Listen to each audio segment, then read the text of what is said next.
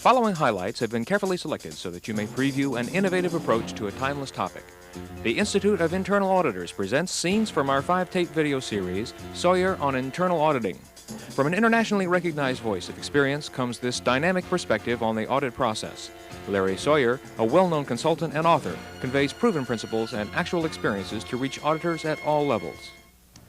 A good preliminary survey is worth advertising, and I think that at the end of every preliminary survey, one should sit down and discuss the results of the preliminary survey.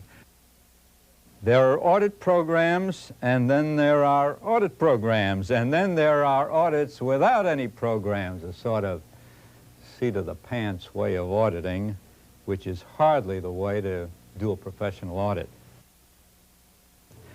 One of the things about developing a program properly is that it will permit the audit to go along in an organized fashion, and it will help the report later. Boiled down to its essentials, field work is simply this: measurement and evaluation. Wherever you go or whatever you do, you make objective measurements and logical conclusions and evaluations.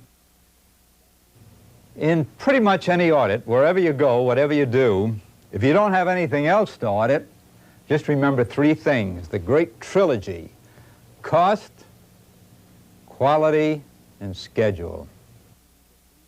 You know, it's pretty well recognized that one of the true signs of a professional internal auditor, the working papers that they prepare.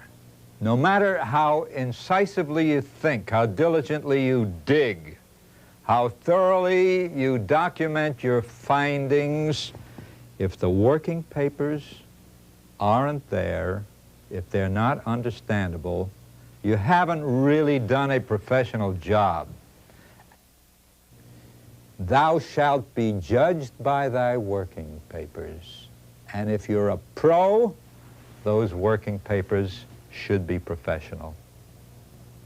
Audit findings, of course, can be satisfactory or unsatisfactory. For the purpose of this session, we will be talking about unsatisfactory findings, and we will be dealing with them as deficiency findings.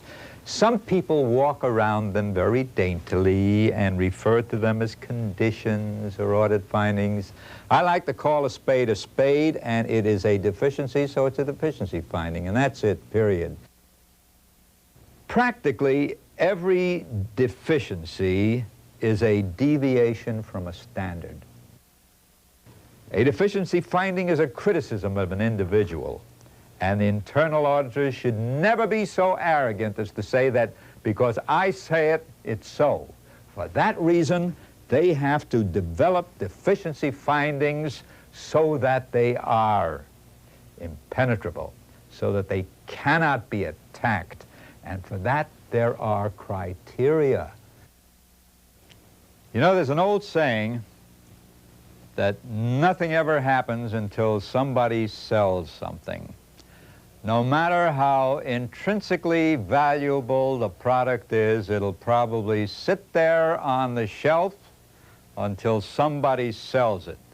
And an internal audit finding is no different.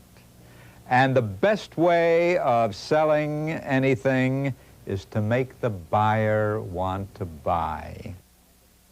Remember, always the auditor and the auditee must be in agreement as to the facts, because if ever a response comes back saying the auditor did not have his or her facts right, by definition, the auditor's wrong, because the auditor has not confirmed that with the auditee.